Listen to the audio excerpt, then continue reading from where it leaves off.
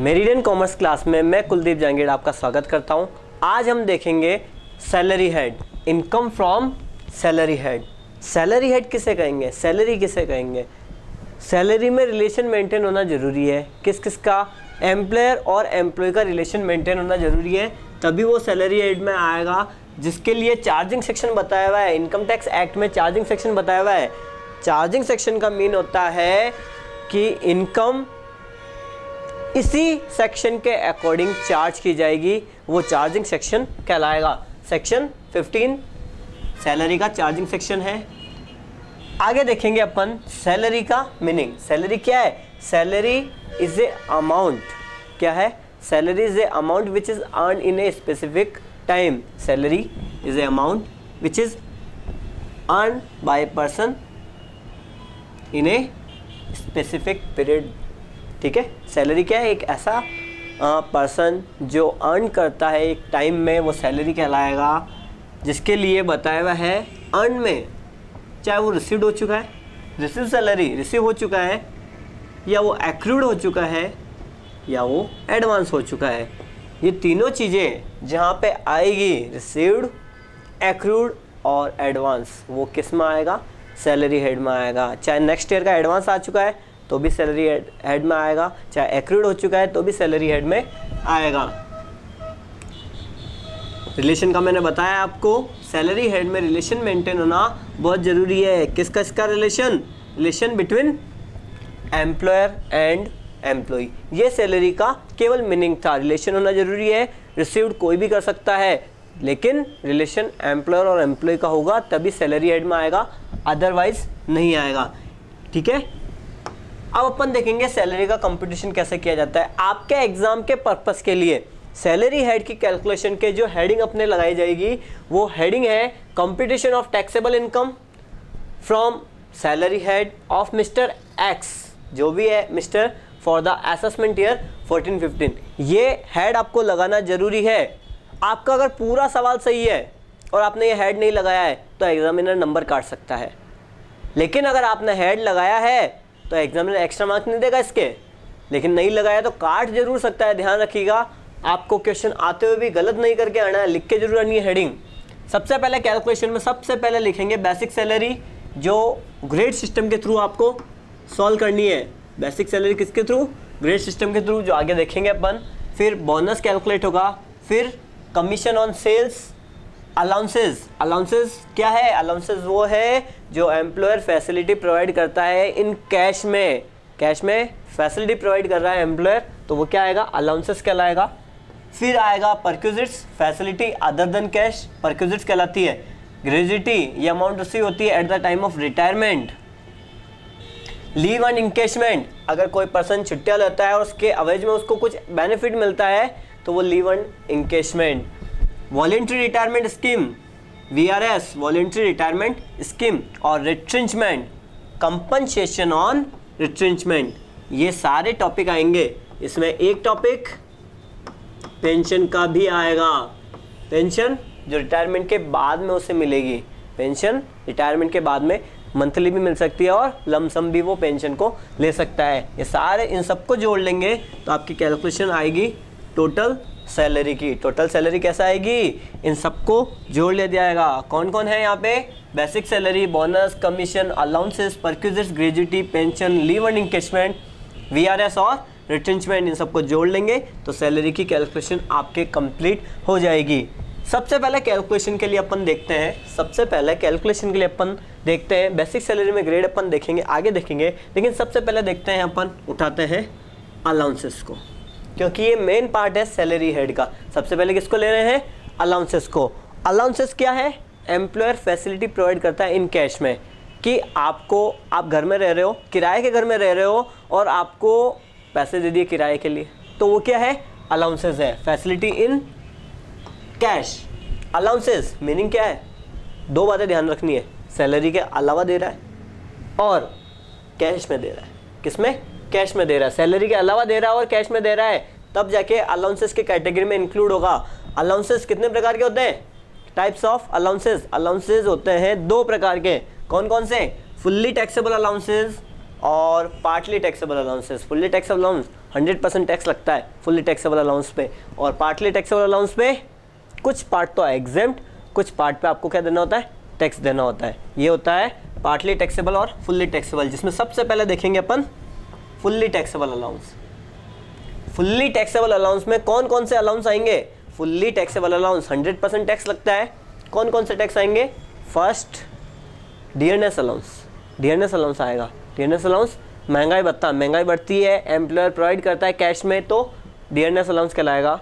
City कंपनसेंट्री allowance, city कंपनसेंट्री allowance नगर क्षतिपूर्वक भत्ता, अगर आपके आसपास के मोहल्ले की साफ़ सफाई करने के लिए आपको अगर पैसे दिए जाते हैं तो सिटी कंपनसेंट्री अलाउंस कहलाएगा। देन आफ्टर आएगा मेडिकल अलाउंस। मेडिकल अलाउंस लग जाती है, चोट लग जाती है, दवाइयों के लिए, किसी भी रूप में अगर मेडिकल के लिए आपको पैसे दिए जा रहे हैं तो मेडिकल अलाउंस आएगा, जो कि क्या है, फुल्ली टैक्सेबल अलाउंस है। Project allowance, project allowance employee अगर किसी प्रोजेक्ट पे वर्क कर रहा है तो उसे कहेंगे प्रोजेक्ट अलाउंस, जिसके लिए पैसे मिलते हैं, प्रोजेक्ट अलाउंस की कैटेगरी में आएगा। टिफिन अलाउंस, एम्प्लॉयर ने एम्प्लॉय को खाने पीने के लिए कुछ पैसे दिए, एम्प्लॉयर ने एम्प्लॉय को खाने पीने के लिए कुछ पैसे दिए तो वो आएगा टिफिन अलाउंस में। फिर आएगा ओवर टाइम अलाउंस।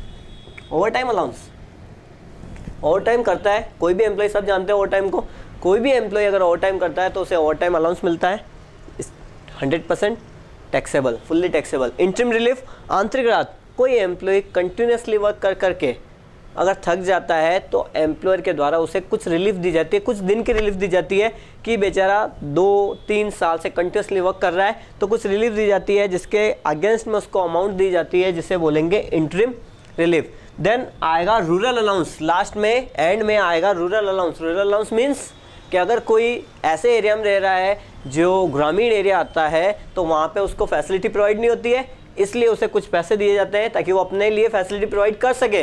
तो ये सारे अलाउंस फुल्ली टैक्सेबल हैं जिन पे 100% टैक्स लगेगा।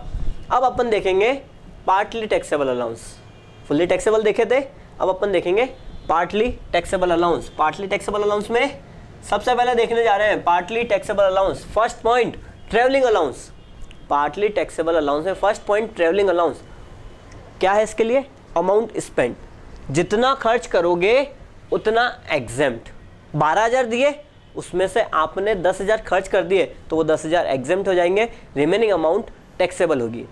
देन आफ्टर सेम रूल है डेली अलाउंस के लिए और कन्वेंस अलाउंस के लिए, जितना खर्च करोगे उतना तो हो जाएगा एग्जेम्प्ट, रिमेनिंग अमाउंट हो जाएगा टैक्सेबल। फिर है children education allowance. Children education allowance, अगर कोई भी एम्प्लॉयर अपने एम्प्लॉय को चिल्ड्रन एजुकेशन, एम्प्लॉय के बच्चों के लिए चिल्ड्रन एजुकेशन प्रोवाइड करता है, चिल्ड्रन एजुकेशन की अलाउंस प्रोवाइड करता है, पैसा देता है, तो कितने एग्जेम्प्ट होंगे? 100 rupees per month per child exempt हो जाएगा। कितने के लिए? 2 लोगों के लिए, क्योंकि गवर्नमेंट ने भी बोला है हम दो हमारे दो, तो तीसरा हो तो चिल्ड्रन अलाउंस में आके टैक्सेबल कर दो। ठीक है, 100 rupees per month per child, कितने के लिए? केवल 2 बच्चों के लिए होगा। अगर तीसरा बच्चा है तो फुल्ली टैक्सेबल करना होगा। Yes. Hostel education allowance fifth है, hostel education allowance. Hostel education allowance का क्या रूल है? 300 rupees per month per child for only 2 children, क्योंकि सेम है, 2 चिल्ड्रन तक एग्जेम्प्ट, अगर तीसरा आ जाता है तो यहाँ पे टैक्सेबल करना होगा हॉस्टल एजुकेशन अलाउंस में। फिर आएगा आपके आगे ट्रिबल एरिया अलाउंस। ट्रिबल एरिया अलाउंस ये है 9 पंखों वाली चिड़िया। ट्रिबल एरिया अलाउंस, ट्रिबल एरिया अलाउंस क्या है? 9 पंखों वाली चिड़िया। 9 स्टेट में ही मिलता है ये अलाउंस, और 9 स्टेट कौन कौन से हैं?